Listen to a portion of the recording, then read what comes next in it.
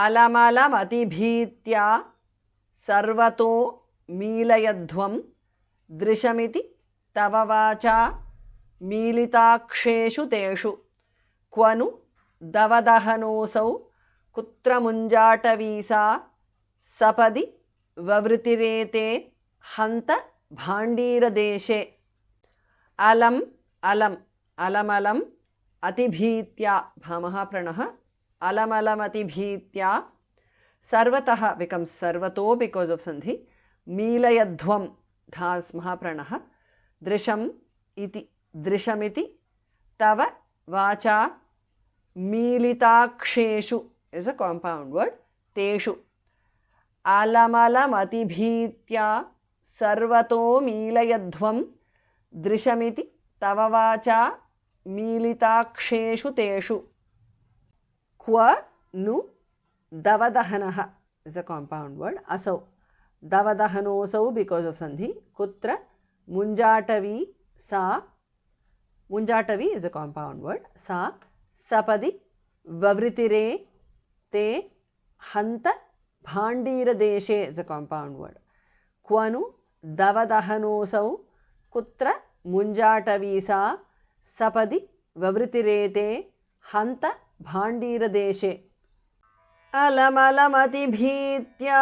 सर्वतो मीलयध्वं दृशमिति तव वाचा मीलिताक्षेषु तेषु क्व नु दवदहनोऽसौ कुत्र मुञ्जाटवी सा सपदि ववृतिरेते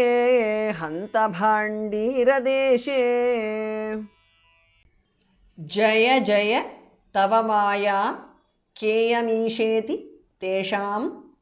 नुतिभिरुदितहासो बद्धनानाविलासः पुनरपि विपिनान्ते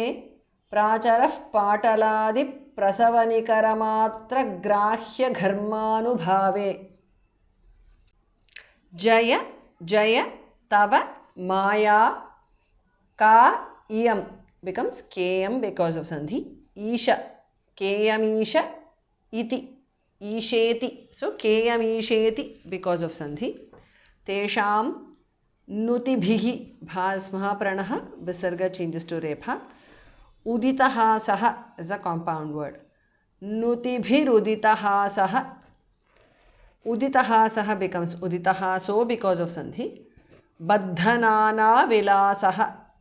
it's a compound word baddha the second dhas mahapranah